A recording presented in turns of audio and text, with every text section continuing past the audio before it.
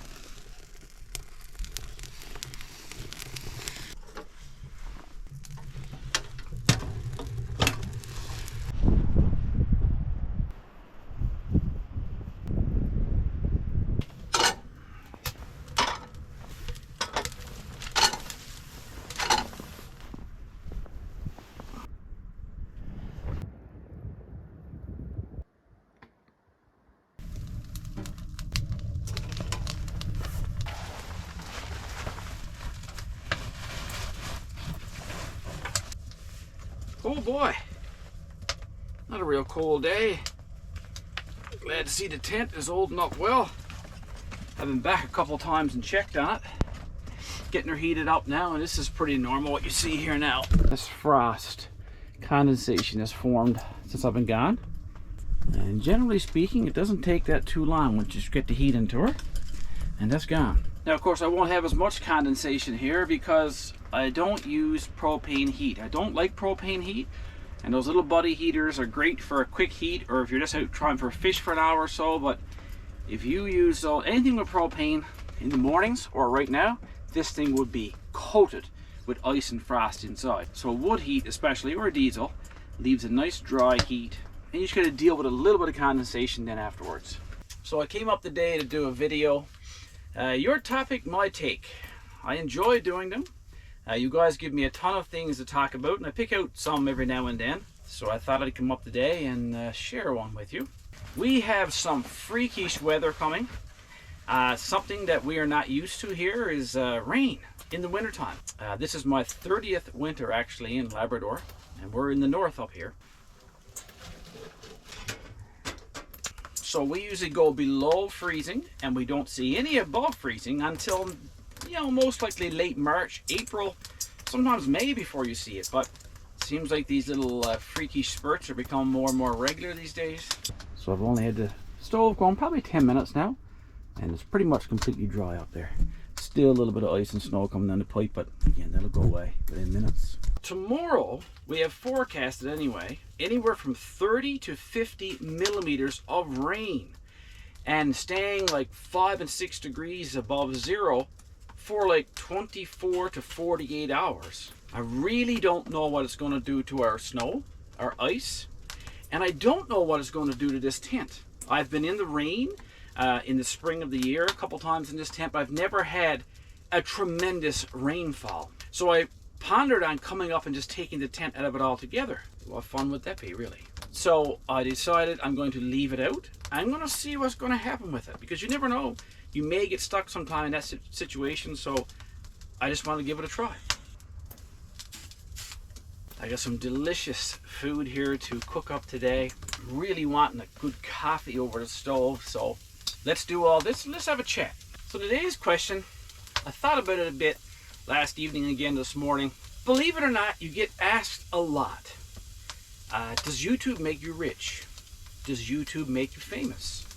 How does it feel to be famous? Or someone comes up to you and wants their picture taken, or tells you what an honor it is to meet you, or even in some cases they want your autograph. How does that make me feel?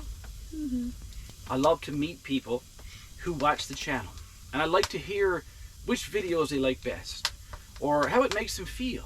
But I've thought about this, to be rich and famous. Rich and famous. It seems it's universal. You go to Cuba, you go to Mexico, I've been to the Dominican, Jamaica. When you're talking to people sometimes, you know, they say, well, one of these days when I win the lottery and become rich, then everything will be okay in life, right? And every single weekend, people go out and buy their lottery tickets. And it seems to be a common theme, and we joke about it from time to time. And I'm going to win the lottery. Oh, this is the winning ticket.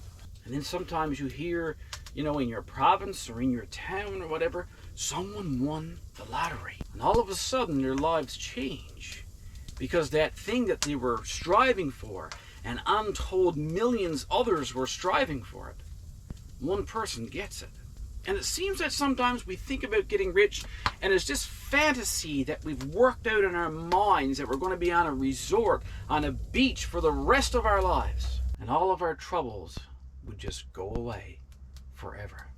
And what about famous? Well, famous is almost, it's related, you know, it's very similar. There's this little bit in all of us that search for fame. And I don't know why that is, but I guess it's just one's desire to achieve something, I guess.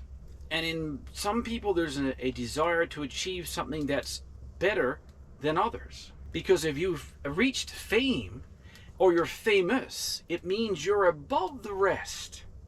At least that's what it perceives to be, right? And that's the world we live in. And the world is very funny, you know? And when it comes to social media, like YouTube, Facebook, Instagram, TikTok, whatever, society has taught us now that it's not really about your content. It's more about how many people are following you, or how many people are liking your stuff. And we can't help it, because we're bred for that to happen now. You look at someone's picture on Instagram or Facebook, your eyes almost instantly gravitate to see how many likes do they have. Or if you look up people on YouTube, you see how many subscribers they have, how many people are following you. And people talk about this all the time. They say, oh, you got 300 likes on your picture. Or Chuck, I see you have 30,000 plus subs now. Am I right though? Don't you see that all the time? I think I'll put those moose allouettes on now. That's what you saw me making earlier. I like to make up a batch of those or two before Christmas comes for entertaining guests. They're always a crowd pleaser. I mean, how often do you get a moose alouette? I also got some squid. I'm going to show you guys a real cool trick in a moment, if it actually works. What does it actually mean when you get a whole bunch of likes on a picture, or you get a bunch of subscribers following you on YouTube? Does that make you famous? And there's all sorts of reasons why people choose to like what you have. They may genuinely like it. Sometimes they just feel sorry for people, or some people just like whatever. It doesn't matter to them. They just like everything that comes on their social media. I can't tell you how many people have come up to me, and others of you who have YouTube channels, I'm sure you get this too. You're in a crowd somewhere and someone says, oh yeah, Chuck has a YouTube channel. Oh, do you? How many subscribers do you have? So before they ask you what your channel is about, they're more interested in how many people are following you. And if you have a lot of people following you, oh, well, you must have great content, or you must be famous. I remember first when I joined YouTube 5-6 years ago, I would watch my subscribers, and I wanted to get that magic 1,000, because apparently in order to get 1,000 subscribers, there's only like 8 in 100 can actually achieve that. But if you keep it up, I think anybody will eventually get 1,000 subscribers. Then you look for 5,000 or 10,000 or 15 or 20 or 30,000.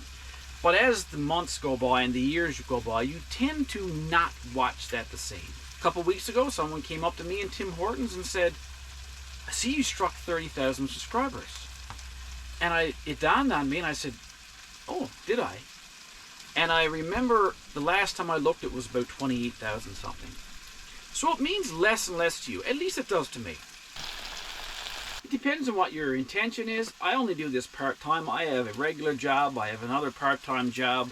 I still have a family. I live outside. I want to be outside. I want to go cutting wood. I want to be my own person most of the time. I enjoy to do YouTube videos and I enjoy the editing, and that's why I do it.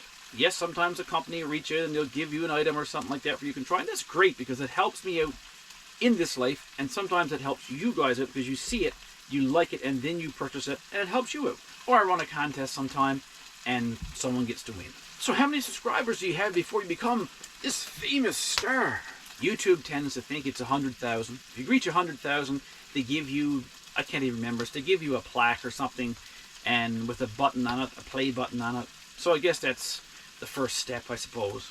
And I do get people who say, I don't understand why you haven't got 1 million subscribers. Well, for starters, I'm not good enough. Number two, I don't subscribe to anything that promotes my channel. Sometimes you see people who just soar through the ratings, and it's because their content is extremely pleasing to the worldwide audience, or they're using some other secondary source to promote their videos. I've had hundreds of offers from companies who've said, let us promote your videos for a 1% clawback or whatever. Or you can purchase ads here and there, or get sponsorships on Facebook and stuff like that. I don't do any of that. I could not care less about it. I've never even looked into it. But it seems to be a thing, if that's what you want. I haven't eaten since really early this morning, so I'm going to put some of this squid on.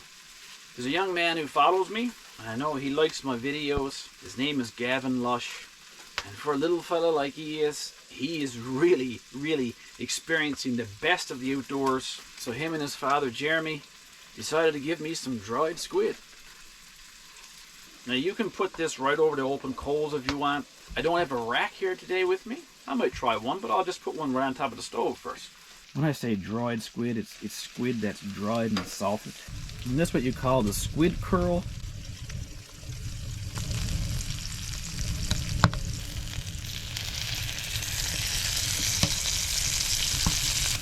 I'll try one over the open fire after. It'll probably curl a lot better than that.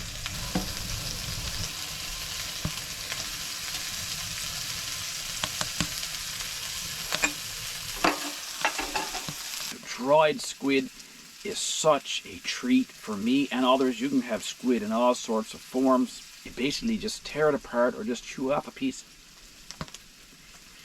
It's got this rubbery, like a jerky texture to it, and salty like jerky. Tear it apart like that. Oh man, that is unreal. Oh, what a treat. Thanks, Gavin. Sleepy pants. With moose allouettes, basically when the bacon is done, then it's ready to eat. Such a nice treat.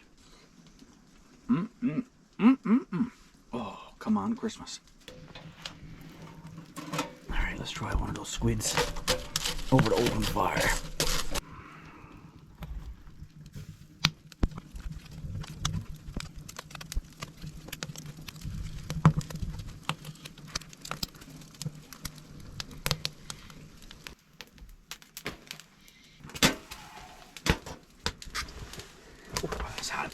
That one worked a lot better.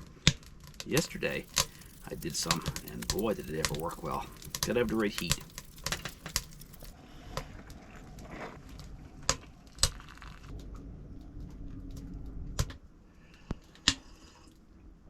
Oh my.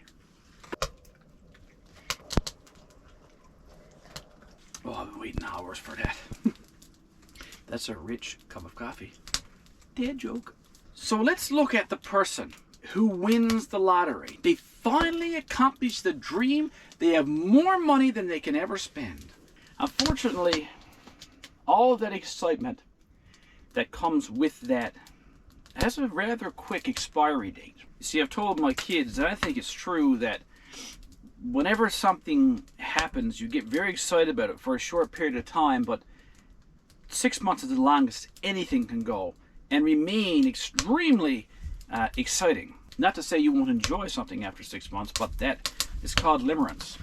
So you head to the fanciest resort you can find. You go there for a month. Do you think after a full month you're going to want to be at that resort? You come back and you buy a house. Well, we've all, in my stage in life, we've all bought houses or apartments or gotten condos or whatever. Then you get a new car, a new truck, a new Skidoo, a new quad. You get all the things that you ever dreamt of buying. But think about the last time you bought your car or a truck. Think about the one you have now. Are you so excited you can't stay in your house? You just can't wait to go for a drive in that new truck? Probably not. In the beginning, you couldn't wait to go for a ride. And that investment you had, well, then it kind of petered off. We've often seen what happens to some people when they receive a large amount of money and they're not prepared for it. Unfortunately, sometimes, instead of making their life a dream to live, it makes it a nightmare to live. Because there's a lot of stuff comes with that you don't necessarily see. Well, some people feel jealous because you won that money and maybe resent you a little bit. So now you're at the top. You've bought the things that you wanted to buy.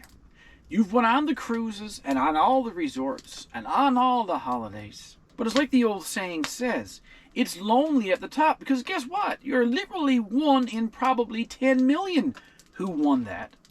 Everybody else is back to living their normal lives. They don't have all kinds of money to accompany you, or they may not feel like taking your money to go with you. They don't have the time because they're working. So now you're left and your dream has been met. And where do you go from there? Sometimes that can lead to other things which are very, very unpleasant in life and could even ruin your entire life. And we see people who don't win the lottery, but they are successful in business. I've had several businesses in my life, smaller ones, and they've all been somewhat successful. And people would encourage me, why are you selling that business? Or why are you quitting that business and starting another one? Just keep going. And I didn't feel that way. I felt like I met my goal with that business. I made some money. And now I want to move on and enjoy my money. Because we can all think about that person that makes their first million and they become a millionaire. I'm a self-made person. I made $1 million. Do they stop when they make $1 million? Some do, but most don't. Because now $1 million is not enough. Now they need $1.5 million or $2 million. Let's see if I can make 10 million. And they absorb themselves because they got to that level and now they need to keep going to feel that same worth. Well, $1 million is just not cutting it anymore. And I would never name names, and neither would you, but you know people who are going around and now they're 80 years old and they can't stop working, even though they could have stopped when they were 50 and did other things, but they can't stop. And that's a shame, but it's really prevalent. So let's switch to fame now. Fame may be not what you want at all. You see, when you become famous, I compare it to, and I've told my kids, that it's a one-way door. When you become famous, you're famous. If you have money and you spend your money, you're no longer rich. But if you become famous and become a celebrity, and it snowballs and you become a real big celebrity, a superstar, you can't ever leave that room again. Think about that for a second. Or have you ever thought about that? Matthew Perry, the guy we know as Chandler on Friends, and we've all watched that show and sitcom, and regrettably, his life ended just recently, and he's about the same age as myself. And I watched a documentary on him a couple weeks ago, and the only thing that stood out to me and resonated in my mind was when they met the night previous to the first airing of the show Friends. And one of the producers said to Matthew and the full cast, when you came across the parking lot to this building today, nobody recognized you. But tomorrow, you will never go across a parking lot again without being recognized. Now, how long will that feeling of being famous be cool? I'm sure the first few times that that's happened, it felt really good. People know who I am. People are recognizing me. But what about after 1 month of that? How about after 6 months of that, or a year or 2 years? Because no matter where you go now, you will always be recognized as that famous person. Now, to the regular average Joe like me and most of you, we don't know what that's like. We see them and we become starstruck. We have to approach them. Oh, can I just have my picture taken? I watch your show all the time. Can I get your autograph? And again, I think that will wear off pretty quickly. How about you're out for your anniversary with your spouse, and you want to go to a restaurant and have a nice meal with them, but it doesn't shut off there. Because when you walk in the restaurant, you may have 50 more people who start whispering and staring at you. And of course, there's going to be somebody who's going to have the nerve to come over and start talking to you and ask for the same thing, your autograph, and want to talk to you about the entire show, or if you're a hockey player, about hockey or whatever. You can't stop it. Ironically, if you think deep about it, people become famous, and after being famous for a while, it drives them absolutely insane. And what do? They hide away. They just spent their lives trying to become that person who's famous and recognized, and look at me, and all of a sudden they're saying, don't look at me. I will hide away in a gated community, in a $10 million mansion that has roofs over everything that's around my building, so no one can even see me from the air, and I'll hire security to make sure nobody comes in. And now you're that person, and you can never get away from it again. So you ask if YouTube can make someone rich and famous. Yes, it can. Do you want that? Maybe you do. Has it made me rich and famous? No, it has not. And will it make me rich and famous? No, it will not.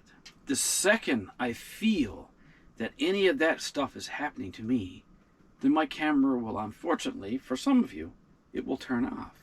You see, I enjoy my life. I am very, very blessed. And I am very, very rich. People who are rich and famous pay millions of dollars to visit and experience what I'm doing right now. In the middle of a winter wilderness, inside of a tent, doing some outdoor camping in frigid temperatures. People pay to do that. Is the grass always greener on the other side? No. Sometimes the snow is whiter on this side. Jim Carrey, a Canadian comedian who is beyond a superstar, of course. I saw a post with his picture, whether or not he posted it or not, but the post made a lot of sense. It said, everybody should get the chance to be rich and famous and get whatever they want, only to realize it's not what they ever wanted. That's pretty deep, buddy. YouTube pays a little bit of money. I don't put a lot of ads on my channel. I don't make enough to pay for the gas that I burn in the vehicles that you see me using in my videos. But am I rich?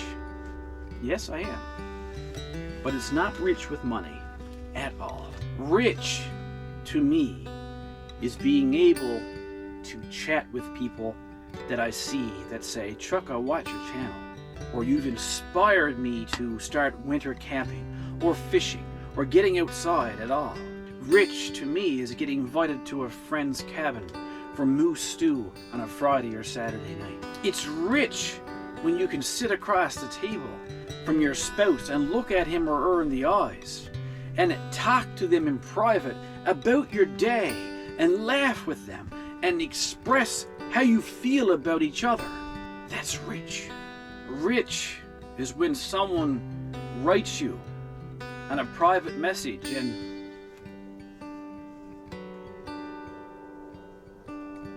they tell you that you took them away from their depression, or the mental state that they were in, or they didn't end their life on the weekend because you made them feel at peace. I should edit that out. No, I won't. You see, the little things that we strive for in life, and what makes us excited is when we're going to school and we look at graduating, and you work towards that, and you get the excitement when you almost get there, and then you graduate, and then you try to go to post-secondary possibly, and then when you start that, you work towards that, and you're excited when you finish it. And then you meet the person of your dreams and you spend your life with them. And if you're going to have children, you work towards having children. And then you see your children born. And it's these little things, these little elevation and steps that we need to go through, which is more normal than anything else. You don't have a lot of money, but you work hard and you save up some to take that trip to that resort. And then when you get to go on that resort, you work so hard for it, it feels so much better. To me, that's where the excitement lies. Not in winning a lottery or becoming super famous. I never want to be celebrity or superstar famous. Never. The only famous that I ever want to be is the way my kids look at me. Like I'm a superhero. It's hard to say, you know. That's famous. Not the famous that money can buy, or celebrity status, or signing autographs. That means nothing. But what I have there means everything. Well, I'm going to sit back with another coffee here now, just enjoy the afternoon with the dogs and ponder what's going to happen tomorrow when this rainstorm strikes. I'll keep you guys in the loop with that. It may not be a big deal, or it may be a total disaster. I have much more coming up in the Winter Tent series. I think I might be getting a new stove. Stay tuned for that. I hope I gave you guys something to think about it. I'll never be rich and famous. I'll be plain old Chuck Porter. That's all I ever was. That's all I ever will be. Leave me your comments. Tell me how you feel. I read all your comments. Sometimes I don't have a chance to answer them all, but I sure appreciate it when I hear back from you guys, how you feel about the channel. I consider it my little YouTube family with some friends that I can keep in touch with. So until the next video, take care of each other, get outside and enjoy everything outdoors. And we'll see you next time. Guaranteed. Get outside.